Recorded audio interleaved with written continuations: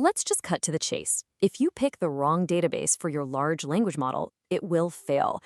Welcome to the Explainer. Today, we're settling the vector database versus graph database debate once and for all, because honestly, one wrong move here and your AI starts hallucinating wildly. Seriously, the success of your entire application hinges on this single architectural choice: VectorDB or GraphDB. Choose poorly and your system bottlenecks, crashes, and starts making things up instead of giving you facts. You definitely don't want that. To give you a rock-solid architecture blueprint, we're going to hit 4 key areas today: what these databases actually are, why your choice matters, who exactly should use which, and finally, how to actually implement them. All right, part 1. What actually are these databases? Let's break down these 2 highly specialized tools, starting with a ridiculously popular vector database. So a vector database exists to answer one primary question for your LLM: what information is semantically similar? You know how traditional SQL databases rely on exact keyword matches? Like if you search for clothing, but the HR policy says dress code, you get 0 results. Well, a vector database searches by meaning. It finds what's alike even if the exact words are nowhere to be found. It does this magic by storing your data as embeddings. Basically, you're transforming your documents, images, or code into high-dimensional numerical vectors. So it literally captures the actual meaning of the words. It's how your system can seamlessly match a user searching for holiday with a document talking about vacations. The AI just gets that they share the same semantic space, retrieving the perfect context in milliseconds. And just to put that into perspective, an embedding model can convert a single chunk of text into a vector with 384 or even 1,536 dimensions. Why so many? Well, just like describing a person takes more than just saying their height, capturing the true meaning of text requires hundreds of dimensions to nail down incredible nuances like tone, context, formality, and even sentiment. On the flip side, we have graph databases. These are built to answer a totally different question: how are these pieces of information connected? See, while vector DBs are amazing at finding similar text, they kind of treat your knowledge base as a flat collection of chunks. They don't inherently know how those chunks relate to one another. That's where graph DBs step in. Instead of similarity, they model your data as a giant map, a knowledge graph made of nodes and edges. Think of it as mapping out entities like people, companies, or products, and explicitly drawing lines between them. If you need your AI to perform multi-hop reasoning, provide recommendations, or detect fraud by following a trail, this is your go-to. Moving into part 2, why does this choice actually matter so much? It really is a make or break decision.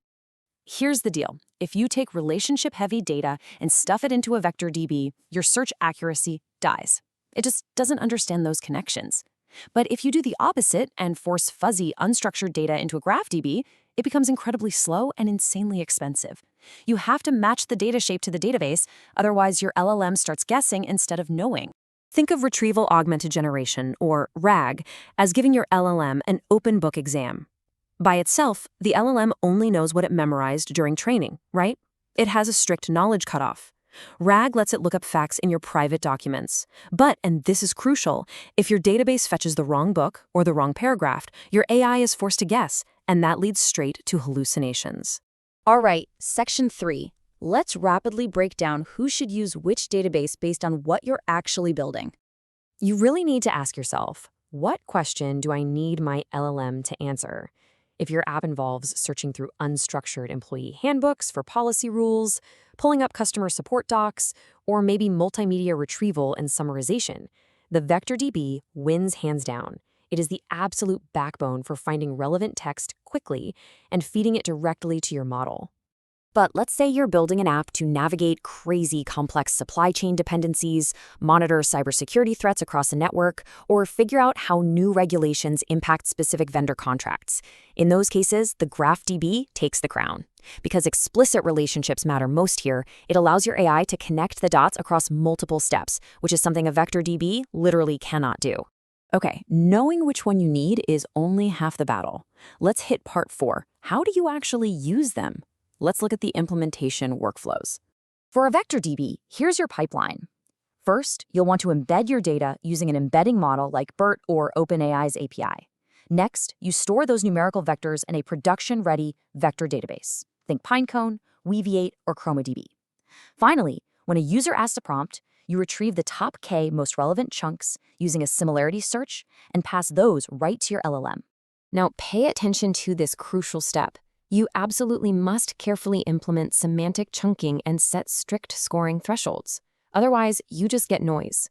For example, if someone asks about a Florida laptop, that needs to map to your IT equipment policy. But a question about a Florida vacation, that needs to map to the time off policy. Proper chunk overlap and strict thresholds are exactly what prevent your database from confusing the two. Alternatively, the GraphDB workflow is a totally different beast.